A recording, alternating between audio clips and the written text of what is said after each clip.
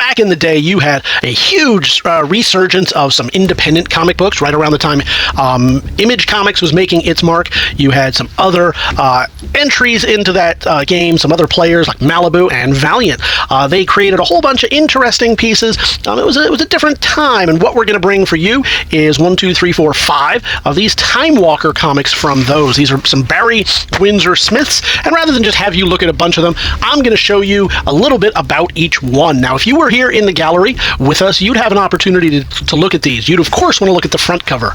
You would want to look at the back cover, but you'd want to inspect them a little bit more. So what I'm going to do is, rather than just that 3D or the 2D image of the catalog where it looks flat like this, I'm going to give you a little 3D where we shine the light off of it. We're going to do it in 8K, so you have an opportunity to rewind, zoom in, look again at any parts that you might miss, and that'll show you things like this minor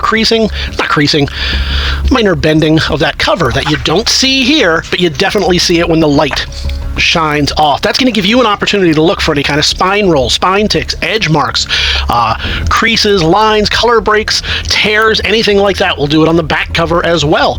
Is the back cover important? Well, to you it might be.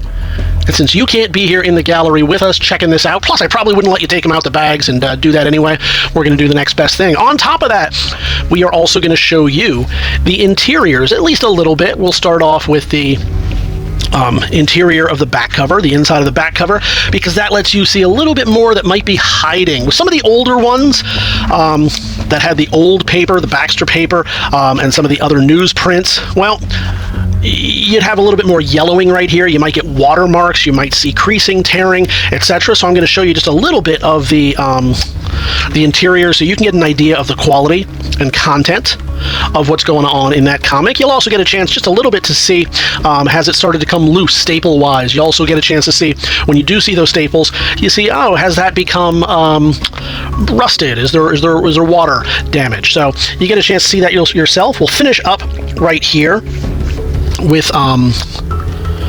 the splash page, so you can zoom in and see the creative team before we finish with the inside of the front cover. And the way we do that, the reason rather we do that, is so you can see, are there any tears that might not have been shown on the front or any other kinds of damage. So we're going to do that. We start off with Timewalker number 2 before we see more of Ivar's adventures with Timewalker number 3. What's he doing? What shenanigans has he gotten up to? Who knows? But we'll zoom, we'll wiggle jiggle in the light. You can see, ooh boy, that's not wonderful. We'll show you right here before we show you inside back cover. I'll wiggle that a little bit because it's also slick. Show you a few of the interiors. Again, we can't do everything for various reasons, not the least of which, is there an insert in here? It feels like there's an insert. Not the least of which is copyright concerns, before we finish with your information on the splash cover. And finally, interesting that they're showing in Valiant Comics this ad for Wolverine. So that's going to do it for number 3. We'll move right on. Here we go, number 4, fighting a dude that, just by the looks of him, you'd expect pockets all over the place, and some kind of crazy bent sword gun, but we're not seeing that. Again, this was the early mid-90s when such things were common. You saw that, you may have seen one of those ads inside for Ninjak. Ninjak kind of followed a little bit of the Image philosophy. We'll show here again. This was everything that was going on. Now the interesting thing about Valiant was they went and they had a bunch of older properties that they had bought, and then they brought some of their own.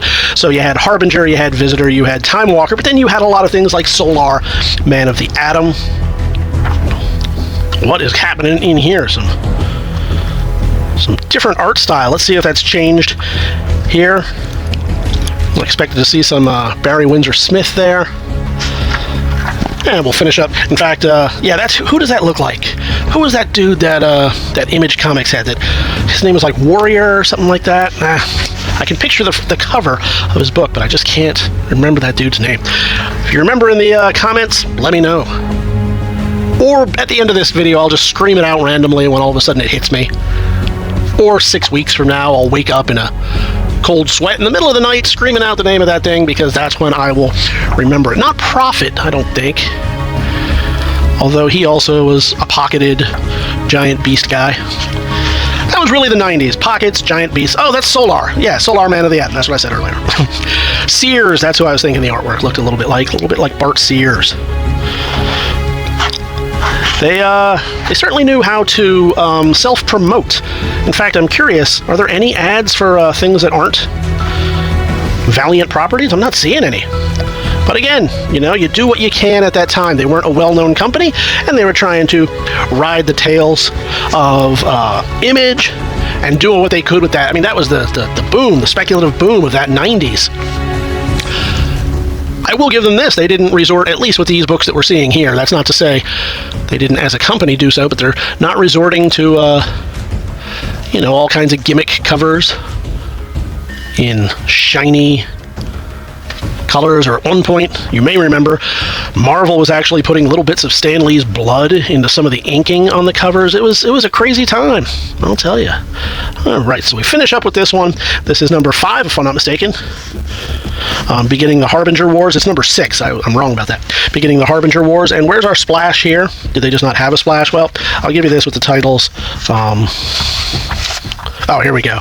Like 20 pages in, they have the splash here, so you can see everything you got right there. So all around, a pretty cool collection. If you like the Timewalker, here's an opportunity to, especially if you have number 1. You know, everybody has number 1 of everything, and then years later you look at it and you think, man, what happened to the rest of the story? Well, you got 2, 3, 4, and 5 before the new story begins in 6. Here's an opportunity to get it. How do you do that? Well, you head on over to TheBigToyAuction.com. You leave those pre-bids right now, or you join us live on auction day. Either way, we're going to see you at the auction.